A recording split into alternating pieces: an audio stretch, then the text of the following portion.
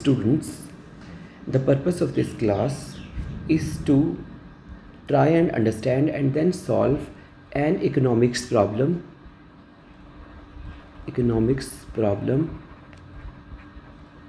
using calculus of variation. COV लिख देते हैं इसे, यूजिंग कैलकुलस ऑफ वेरिएशन। ये फेमस प्रॉब्लम है जिससे आपको, जैसे ही मैं लिखूँगा वैसे ही आपको पता लग जाएगा कि किस प्रॉब्लम की हम बात कर रहे हैं। दैट इज़ ट्रेडिंग ऑफ और trade off between inflation and unemployment. ठीक है, आपके माइंड में आ चुका होगा the famous concept that is Phillips curve.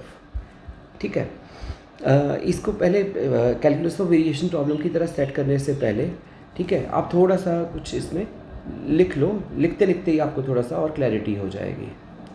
ठीक है, तो आप लोग लिख सकते हो, this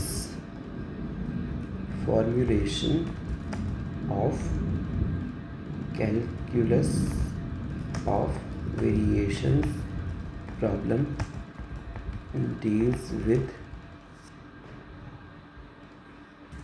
deals with economic maladies of both inflation and unemployment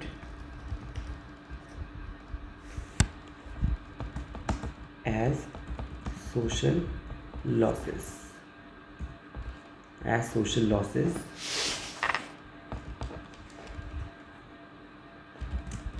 It seeks to answer the question, when a Phillips curve, Phillips में P कैपिटल लिख सकते हो आप लोग, when a Phillips curve trade-off exists between the two, what would be the best combination of inflation and unemployment over time? ठीक है, इस problem में हम क्या करेंगे, we will not exactly take unemployment in the model, but हम उसको proxy करेंगे with using this thing, that is full employment income levels and secondly the current income levels. ठीक है, तो आप इसको चीज़ को लिख भी सकते हो।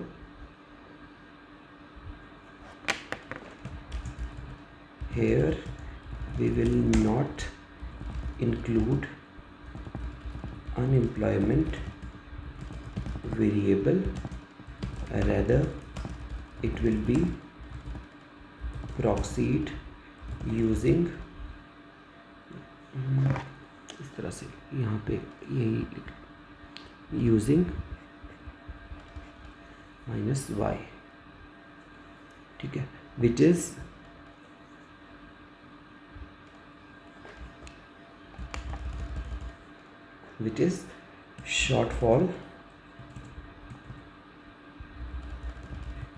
Shortfall of current income from the full employment level।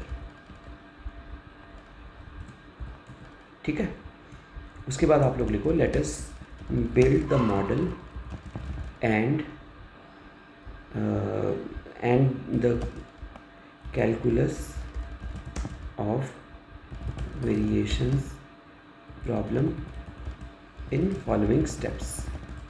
ठीक है, एज सच मैं स्टेप्स 1 to 3 नहीं लिखूँगा, बट कुछ स्टेप्स में इसको डेवलप करेंगे। ठीक है, first of all let us consider a social loss function in the following form.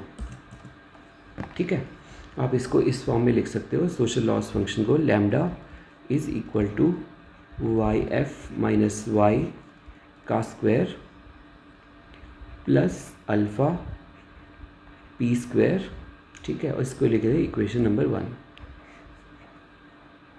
ठीक है, where alpha is greater than 0, ठीक है। अब आपके माइंड में आया होगा कि ऑल ऑफ अ सडन हमने यही फंक्शन क्यों लिखा। सपोज़ करो कि जो एक सोशल प्लानर है या गवर्नमेंट है, उसके माइंड में देर आर ओनली 2 प्रॉब्लम्स, ठीक है, which is causing social loss to the society.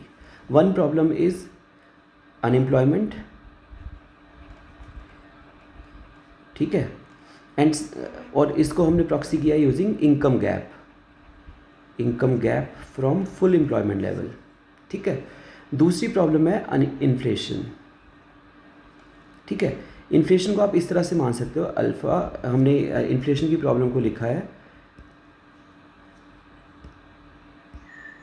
That is p minus 0 का स्क्वायर। इसका मीनिंग क्या होगा कि the social planner is targeting a zero inflation level. थोड़ा सिंप्लिसिटी के लिए किया है, यू कैन टेक बीटा और समथिंग, ठीक है, p माइनस बीटा और सम लेवल जैसे सेंट्रल गवर्नमेंट सारा टारगेट करती है, उस तरह से भी आप, but it will the model will become more complicated in that case, ठीक है। सिंप्लिसिटी के लिए क्या किया गया है कि deviation of inflation from zero level has been taken, ठीक है। आप इस चीज़ को लिख भी सकते हो, द सेकेंड टर्म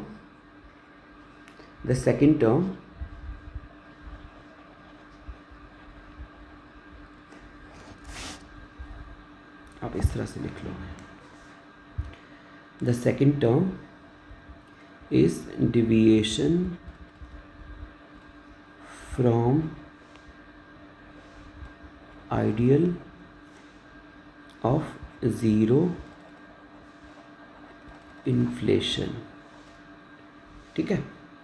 अब आपके माइंड में एक नेक्स्ट चीज़ जो आई होगी वो ये है कि आप डायरेक्टली ये भी तो लिख सकते थे ना, आपने अल्फ़ा क्यों लगाया, व्हाट इज़ अल्फ़ा, ठीक है।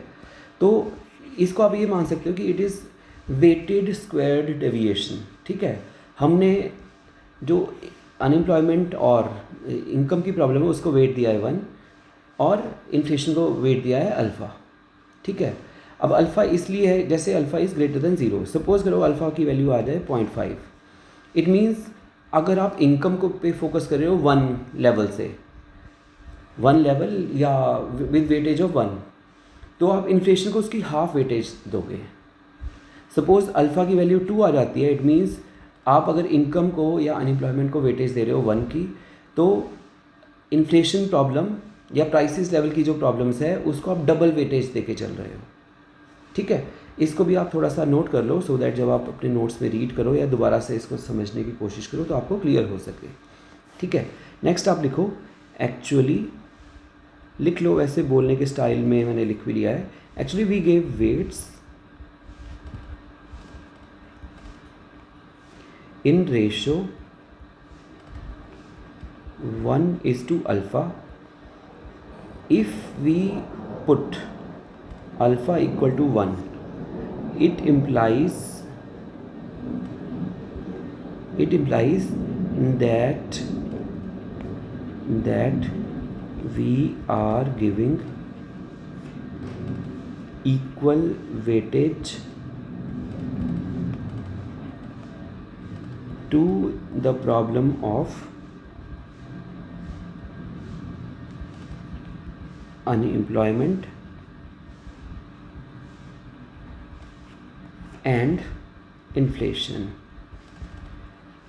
हम ना इस वीडियो लेक्चर की एटलीस्ट जो ये प्रॉब्लम है इन्फ्लेशन अनएम्प्लॉयमेंट ट्रेड ऑफ, इसको मैं थोड़ा सा अनएम्प्लॉयमेंट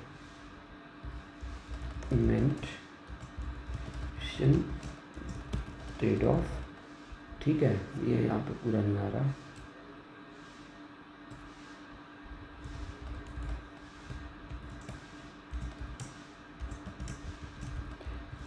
ठीक है। इसकी थर्ड वीडियो में आएगा जहाँ पे ना हम ये है कि हम आर में ये एक्सरसाइज करके देखेंगे, आर और आर स्टूडियो जैसे भी आप समझते हो, ठीक है, उसमें एक्सरसाइज करके देखेंगे. And by changing the value of alpha we can see how the optimal solution varies.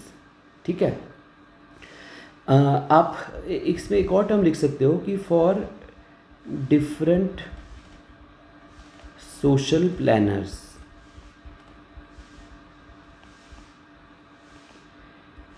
Degree of distaste, ठीक है, degree of distaste may be different, distaste, मैं सोच रहा था कुछ मिसिंग है, डिस्टेस्ट, ठीक है, मे be different for different problems. ठीक है.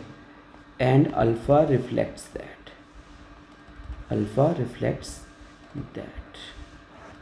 ठीक है. तो एक हो गया कि हमने सोशल प्लानर की प्रॉब्लम को सेट किया है. ठीक है. अब नेक्स्ट आ जाते हैं, थोड़ा सा मॉडल को और डेवलप करते हैं. Suppose pi is expected rate of inflation. आप लोग समझ गए होंगे जहाँ पे इन्फ्लेशन है तो वहाँ पे एक्सपेक्टेड रेट ऑफ इन्फ्लेशन तो आना ही आना है. ठीक है. Expected rate of inflation, then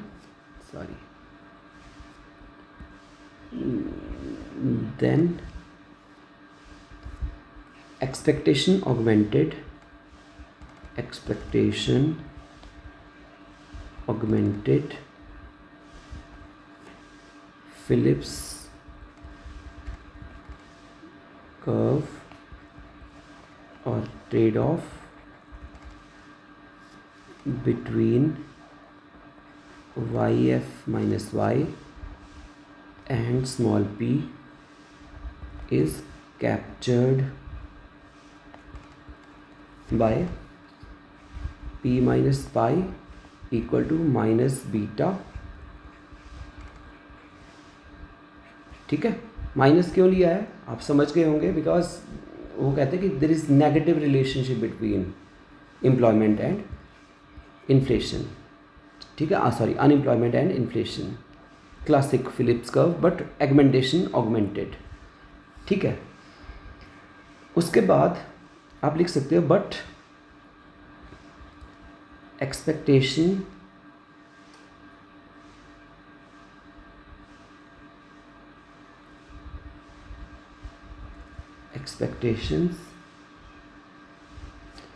sorry, इसको इस तरह से, but if inflation and unemployment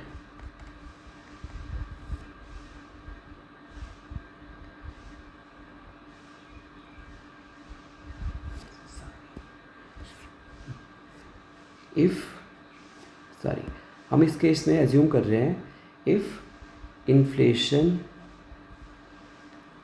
expectations, हम एक्चुअली नेक्स्ट में क्या कर रहे हैं, जो इन्फ्लेशन एक्सपेक्टेशंस है उसको मॉडल कर रहे हैं. ठीक है. If inflation expectations are assumed to be adaptive, then we can write rate of change of inflation, expected inflation comes out to be this. ये क्या है, deviation from expected inflation. ठीक है. ये क्या है, rate of change of expected inflation.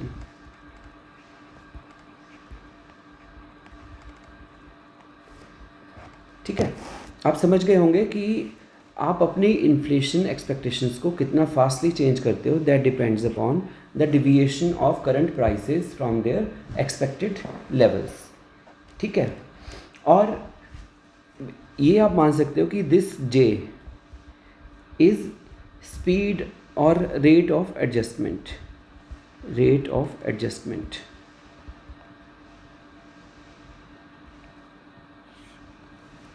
ठीक है, आप इस तरह से सोच सकते हो कि सपोज करंट इन्फ्लेशन इज़ 5%, ठीक है, और लोग एज्यूम करके माने थे एक्सपेक्टेड था 7%, ठीक है। उस केस में क्या होगा कि एक्सपेक्टेड 7% था और करंट लेवल क्या कहते हैं उसे 5% है, सॉरी, करंट लेवल 5% है, ठीक है। तो इस केस में D pi by D T क्या होगा, नेगेटिव, ठीक है, because this is P, this is pi, P minus pi is negative, is less than zero, ठीक है, that is reflected in this. It means people will, जो लोगों की expectations रहेंगी विद रिस्पेक्ट टू टाइम के accordingly, ठीक है, वो नेगेटिव रहेंगी। मतलब पहले वो 7% एक्सपेक्ट कर रहे थे, अब उसके बाद एक्सपेक्टेड रेट ऑफ इन्फ्लेशन कम होना स्टार्ट हो जाएगा, ठीक है, the rate of change will be negative. And conversely you can say if p is greater than pi, that is suppose current prices इस तरह से है, तो लोग अपनी एक्सपेक्टेशंस को अप कर लेंगे, ठीक है, तो rate of change of inflation जो है वो पॉजिटिव हो जाएगा, ठीक है। नेक्स्ट आते हैं, अब आप इसको इक्वेशन नंबर 2 हो गया ये, और ये हो गई आपकी इक्वेशन नंबर 3, ठीक है। 2 and 3 इक्वेशंस को मैं जस्ट कलर्ड कर दे रहा हूँ सो दैट आपको ये पता रहे कि कौन सी इक्वेशन का कौन सा नंबर है, ठीक है। आप लिखो from equation 3 put p minus pi equal to pi dot dash dot j in equation 2, ठीक है। तो pi dash j is equal to minus beta Y F minus Y, ठीक है। यहाँ से ये है आपके पास pi dash over j is equal to p minus pi. अब p माइनस पाई की वैल्यू यहाँ पे पुट कर दो, ठीक है, तो आपके पास ये आ गया, ठीक है। और अगर आप इसको फर्दर सिंप्लीफाई करोगे तो आपके पास आ जाएगा Y F minus Y is equal to minus pi dash over beta J, ठीक है। इसको आप लिख दो 4। अब इस from 4 put Y F minus Y in equation, किस में पुट करना है, 2 में, ठीक है। इक्वेशन 2 में ये है p minus pi is equal to minus beta, ठीक है, और ये क्या आ गया minus pi dash over beta J, और इसको आप फर्दर सिंप्लीफाई करोगे तो आपके पास p की वैल्यू क्या आ जाएगी, pi plus pi dash over J, ठीक है। इसको हम लिख सकते हैं इक्वेशन नंबर 5, इसको आप 4 and 5 फ्रॉम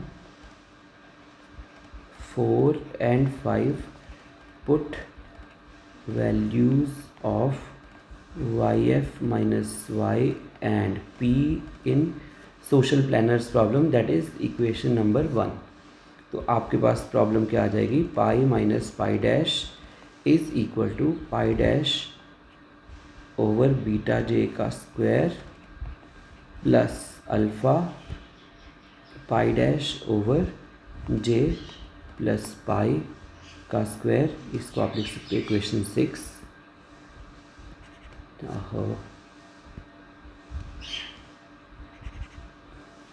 ठीक है, इसको आप बोल सकते हो, इसको ब्लैक पेन से डिफरेंट से लिखते हैं, this is social loss problem, ठीक है। और जो आपका सोशल प्लानर है वो इसको मिनिमाइज करने की कोशिश करेगा एज मच एज पॉसिबल, ठीक है। आप नेक्स्ट लिख सकते हो, the problem for government is to choose optimal path of pi in time interval 0 to t so that objective functional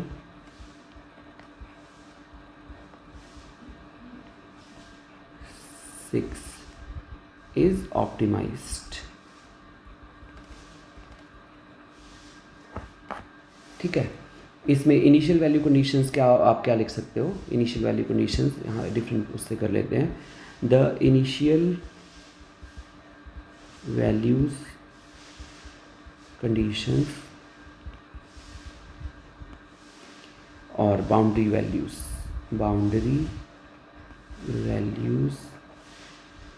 ठीक है, इसको आप ले सकते हो t इक्वल टू 0 पे pi equal to pi naught, ठीक है, and at t equal to capital T pi में भी इक्वल टू 0। ठीक है, एग्जाम्पल के लिए suppose right now inflation is 5% and government targets 0%। Suppose, वैसे ऐसा होता नहीं है but government /RBI they are targeting, ठीक है, दिस लेवल टू बी 0%।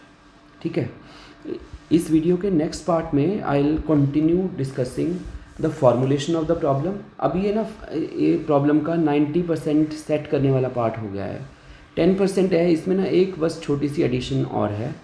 ठीक है, उसके बाद प्रॉब्लम सेट हो जाएगी and then we can solve it using Euler Lagrange equation, but वो पार्ट 2 में करते हैं। ठीक है, थैंक यू।